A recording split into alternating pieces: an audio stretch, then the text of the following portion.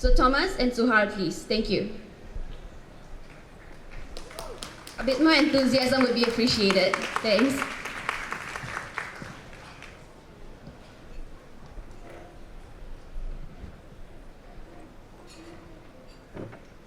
Hi everyone.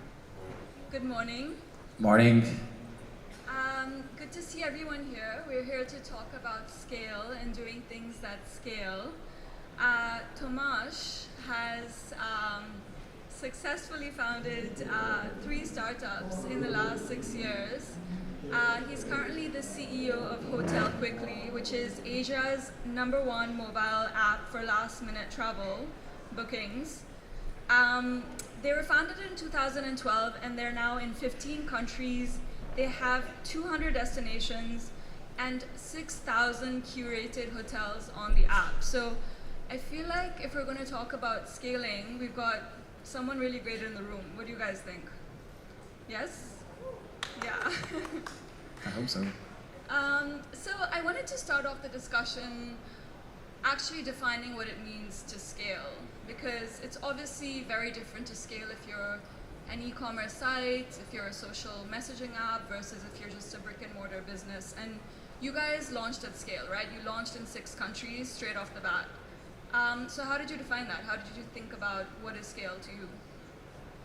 Yeah, it's a good question. I think generally speaking, scale means different things in different contexts.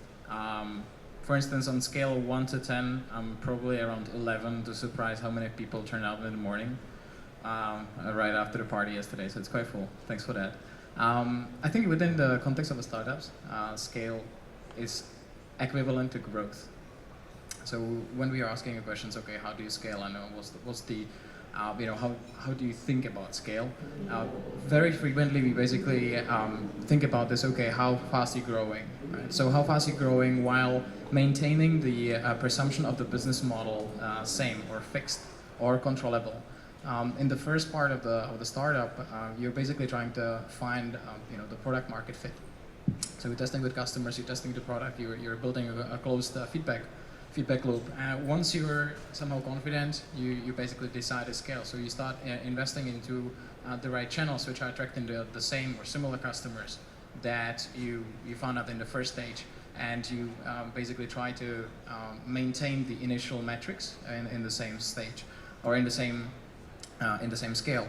For us, I think the extra dimension there was basically the geographical growth. The traditional mindset that people would have, we see this, that you start scaling in one country, in one customer, in one geographical location. I think that element we add on. So we saw that the model is working, we saw the huge opportunity which is in the market, and we start scaling basically right from start geographically, but the presumption of the same metrics is the same. Okay. So, I mean, before going any further, I feel like, even yesterday in the panels, there's quite a lot of debate about how much to focus on scaling. We spoke about unicorns yesterday and what it means to find the mix between focusing on product, like you said, acquiring users, retaining users, versus just going for the big scale. Lots of people have talked about it in Silicon Valley. Paul Graham from Y Combinator really kind of argues against scaling. So how did you think about that as you kind of came to, whatever drove you from 6 countries to 15 countries today? How did you make the decisions around, okay, it's time to scale, this is what we need to focus on, and this is when we need to hold back, and what did you look at? Well, I think there's no silver bullet, and I think just thinking how can this relate or transfer to whatever you guys are doing. I think there's no one answer fit all. Okay, this is time to scale. TikTok, it's Thursday, 10:11. Not really. I think it's always, as many decisions that we make, it's a calculated risk that we do, right? So you basically, as I mentioned at the beginning, you're in the product fit or product search stage. You're trying to figure out who your customers are that would buy your service or product repeatedly. Once you hit a certain level of comfort, you want to design the feedback loop. You want to define the metrics that you want to measure, and your basically fallback strategy. What happens if you start scaling and you don't see the same results that you would be hoping for, and then you go for it. There's I don't think that anybody would argue that once you have customers that are willing to pay, you should not scale. I mean, startup is not the end game. Startup is a first stage where you try to find out, who is the customer that's willing to pay for me, for my service, and then go and become basically a company, established company, or whatever definition we put on this, that has a defined base of repeated customers. Okay. So it sounds like you launched on the market, you didn't have any issues with users and growth. You were clearly getting hotels to sign on very quickly. There wasn't any competition holding you guys back. So were most of the challenges internal? Was it operational? Was it management? As you kind of got to the next level, what was really what you had to deal with as you made those choices? Well, I mean, what you described is wishful thinking for me, right? I mean, it's that the fact that we launch and there is no competition, no players, no pressure. It's definitely not the case. The immediate moment when we were launching, even before, we saw a lot of pressure beyond even the limits of moral or legality from some of the big players. We saw a lot of basically challenges that we have to face with, but these are all somehow manageable challenges that you overcome in different stages. I think the big differences with scaling that we saw, probably I would highlight a couple. I think the number one challenge that we see is team alignment, which is basically looking into ensuring that all your team is purpose-driven and follows goals, right? Which is great buzzwords. What it really means is everybody in the team sees where you're heading. Now we have team in nine countries. The alignment is absolutely essential. Now, if you transfer this to a plain English, what I have to ensure is if I have a bunch of guys that are going on a trip, and building a startup is a huge trip, we basically have to first see, hey, where are we going? Which mountain are we climbing, for instance? Now, this is basically the vision. This is the goals. And if I'm saying I'm going that mountain, and you're saying this mountain and that mountain, this is where you might have a vision, but the vision is not aligned. So all of us have to see, okay, you know what, we're going to this mountain peak, and that's the vision that you're seeing all the time. And why are we going there? I wanna have fun. I wanna take pictures. It's something which I'm so self-fulfilling. I wanna make sure yet again that everybody understands the motivations why they're heading to the peak. This is incredibly powerful. It's super simple, especially if you actually use the plain English on this. But looking into a building and scaling in the same way that you're looking into going on an amazing trip and where you're heading is really powerful and help us a lot. What this means is that all of your teams can just go. 9 countries, all the different nationalities and different people by the backgrounds, all the diversity that you want and that you need, all of those are heading towards the same peak. If you hit, a certain barriers, if you're under fire from competition, if your product is not there, the strong guys can basically lift the weights. The people which are good in orientation can figure out where you are and head forwards. So you minimize the delegation. So how do you manage that? Like, you're based in Hong Kong, right? You're headquartered in Hong Kong. How are you keeping the vision real across all the different countries all the time? Well, you talk about it first really in plain English. I think the big challenge that we see, because we have almost, with Hotel Quickly, we are hitting almost 100 people at the moment. We scaled really fast. We raised 2 rounds, and you see that one of the challenges that we identified is building a culture and a gap between what I say as team alignment between vision. So say our vision is to become top of mind solution for very last minute booking of hotels in Asia Pacific. That's great. I can imagine everything which is beyond that. But can you, and can the rest of the team? Bridging this gap and talking about the vision in a plain English that everybody can imagine and understand. What does it mean top of mind? What's the first thing I'm thinking of when I'm thinking what I'm going to do over the weekend? Right? That sort of conversation you want to have with everybody, and we're constantly talking about this on daily, weekly basis, so that everybody who's joining and all the team that are working on basically building the amazing company, they all see the same peak of the mountain. So culture is a big part of it.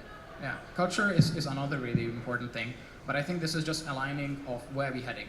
Culture is super critical. I've seen some huge companies also within our vertical which were really successful on scaling really fast, But at the end of the day, the culture is what holds the company in the long run. This is something that I see many companies avoid or somehow not really pay that much attention. And in the beginning, it doesn't really matter. You guys all fit in one bus or one taxi or whatever. You just talk to each other. The culture is what you're doing, and everybody sees that. The moment you're growing, the moment you're scaling, it's getting a little more challenging, right? The culture is not what you're in a different taxi per se, right? Or in even different countries. So how do you actually grab all the people together and even understand what they're talking about? I think for us in this case, what's really important is beyond understanding the culture is actually having a really clear organizational structure within the scaling, where you have clear reports and clear reporting lines, while actually maintaining a certain level of flexibility. So for us, as I said, with Hotel Quickly, we have offices in 9 countries. What really helps is that we have 5 founders, which is quite a bit, right? It's not 1 or 2 or 3. So while we headquartered in Hong Kong and one of our founders is there and he oversees some of the countries, I'm spending a lot of time here in Singapore, in Thailand, Indonesia, and Malaysia. My other founder is on Australia, New Zealand, down south. The other founders are in the other parts of the region where we are. And we basically ask the questions and bridge the teams. But there are clear reporting lines that I know that, out of the 100 employees that we're talking about, I have a clear one person that I'm talking to, clear reporting line within that. So beyond the, basically defining the culture and vision, you have a clear roadmap for the team. Second thing I think that's really important as we scale is clear performance evaluation. This is again something which is easily done at the early stage. So if you have a team of 20, it's a completely different when you have a team of 100. Yeah, you know when someone's doing well or not. Yeah. I think if you're in one office under one roof and you see, okay, this guy came in at 9 and he delivers, is a different story when you start scaling. And this is where you can really move the needle, where you have transparency about performance. So we're doing like 360 feedback evaluations, we're doing regular reviews, we work with OKRs, which I'm sure that many of you are familiar with. We all look a lot closer even how the dev team is basically working, and across all the departments we look into the right metrics to evaluate the performance. But I think actually some thing that we learned a lot is as you scale, you tend to grow really fast. Transferring the knowledge and enabling people to start right from the start, right? So basically start working and producing really fast is a challenge. And you can see this, right? If you look into the large corporations, which tend not to go that fast, the first thing is, I have a first month training or first month, a couple of weeks onboarding. This for us is completely unacceptable. Like if you're on board, I want you to produce ideally the next day. So standardize onboarding and then ensuring that everybody knows what kind of tools you use, what is the culture actually about, what are the goals, what is the team structure, and standardizing this across the company helped us a lot. What about like bottom-up feedback? Is that also something you're looking at to keep your management team focused and keeping employees happy? 100%. I think this is again, I think the challenge that we see within scaling fast is the balance between flexibility and having an idea how the end game looks like and how the structure is, right? So I think actually standardizing feedback and building a similar feedback loop that you built with the customers and understanding, okay, is this the product that you want? Is this feature that you want? Is this the benefit that you want? And actually looking into the same through the same lens to the customers, team members. Is my team happy?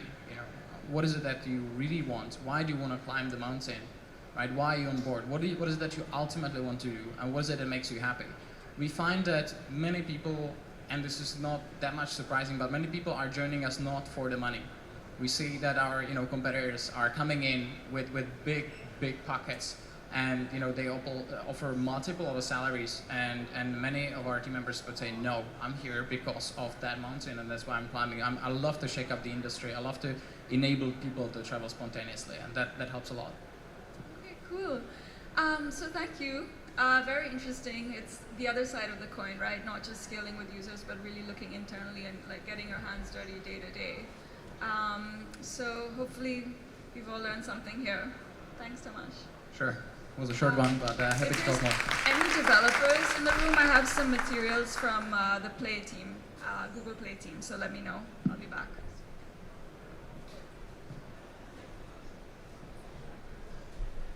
Thank you, Thomas and Suhar.